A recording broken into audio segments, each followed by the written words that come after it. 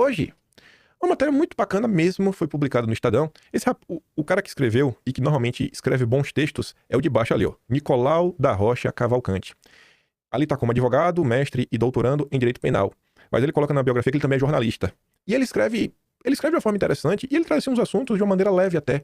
Essa matéria que eu achei bem curiosa mesmo, ele traz uma perspectiva política para a questão da anistia, e dessa vez escreveu com o Renato de Melo Jorge Silveira, que é advogado e professor titular da USP, da Faculdade de Direito do Largo de São Francisco, a casa do golpismo. A anistia e a Constituição de 88. A Constituição de 88 é verdadeiramente fruto de uma anistia. Essa afirmação não está no plano da especulação política. Já começou com uma afirmação forte, né? Quem diz que defende a Constituição, defende a anistia. Porque só existe Constituição porque existe a anistia.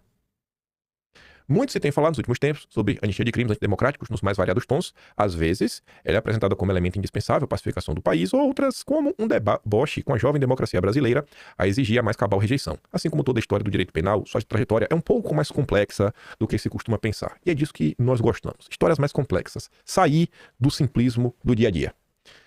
A Constituição de 88 é verdadeiramente fruto de uma anistia. Essa afirmação não está no plano da especulação política.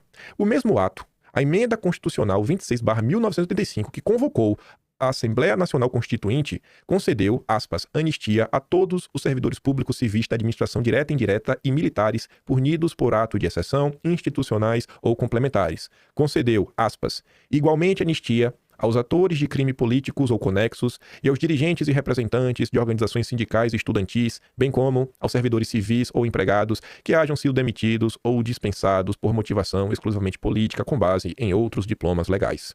Para que não pairasse nenhuma dúvida interpretativa, tanto nas difíceis circunstâncias de então como em tempos futuros, a Emenda Constitucional 26 de 85 explicitou que, aspas, a anistia abrange os que foram punidos ou processados pelos atos imputáveis previstos no caput deste artigo, praticados no período compreendido entre 2 de setembro de 1961 e 15 de agosto de 1979, o mesmo lapso temporal da Lei 6.683/79.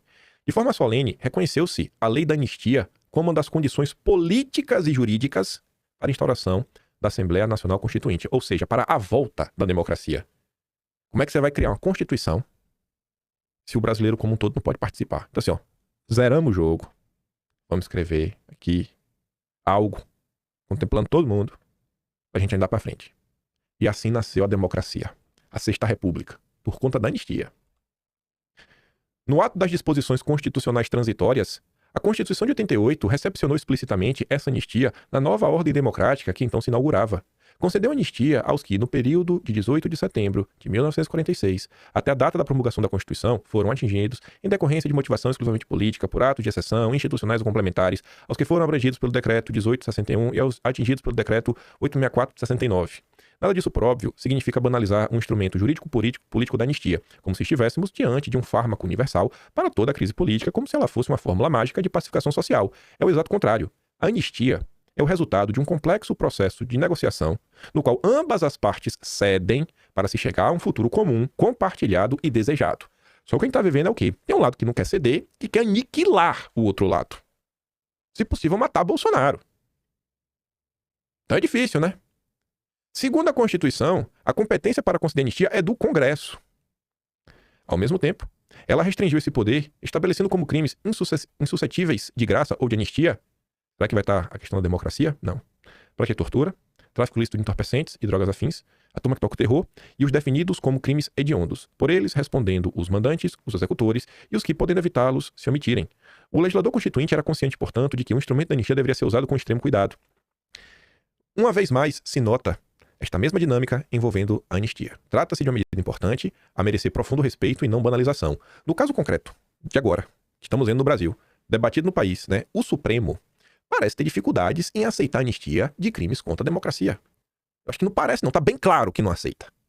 Sob a alegação de que haveria limitação constitucional implícita à concessão de benefício, como também seriam um indulto ou perdão judicial. Mas diga-se, não parece haver proibição explícita para tanto, e isso por uma razão simples. Foi o Congresso quem criou e estabeleceu os tipos penais contra a ordem democrática. Poderia não tê-los criado. Poderia tê-los criado sob outras modalidades e condições. Poderia alterá-los ou mesmo revogá-los. Não parece cabível restringir tal faculdade. É o Congresso que diz para que vale e para que não vale. Porque é o Congresso que criou o instrumento. É o Congresso que redigiu a Constituição. A Corte só cabe interpretar. E se o problema for Que ato antidemocrático não pode. Então altera-se a lei e acabou. Simples. Para escândalo ou desgosto de muitos adeptos de um direito penal máximo, que é o de perseguir e aniquilar, a regular todas as esferas da vida social e econômica, não existe um mandamento constitucional fixando que a defesa da democracia seja feita necessariamente pela via penal.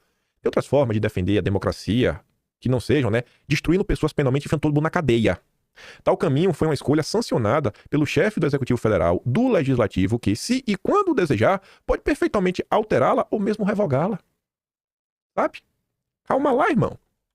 Quem diz isso? Professor titular da Faculdade de Direito lá de São Francisco. O Nicolau chamou um cara da USP, Onde o Temer se formou, onde o Moraes se formou, e inclusive dá aula atualmente, Ele vai falar que esse cara é burro. Esperto só ele. Reiteramos, isso não significa que a pretensão de anistia das pessoas condenadas, diga-se de passagem, que é compreensível, em qualquer pessoa condenada criminalmente deve ser acolhida. Eu não tô falando que tem que aceitar, não tem que aceitar, Tal juiz deve sempre ser de ordem política, não jurídica. Achei curioso também esse final, Quem tem que saber se tem que ir ou não tem que ir é a classe política, não é o judiciário que decide isso. Ao prever as condições e limites da anistia, a Constituição de 88 reconheceu nela sua própria condição de existência, não como impunidade, mas como paz dialogada. É sob essa lembrança que deveria ser pautado o tema. E é de se olhar, portanto, com maturidade a história nacional e suas diferentes anistias, também para que não se destruam os alicerces de nossa jovem democracia.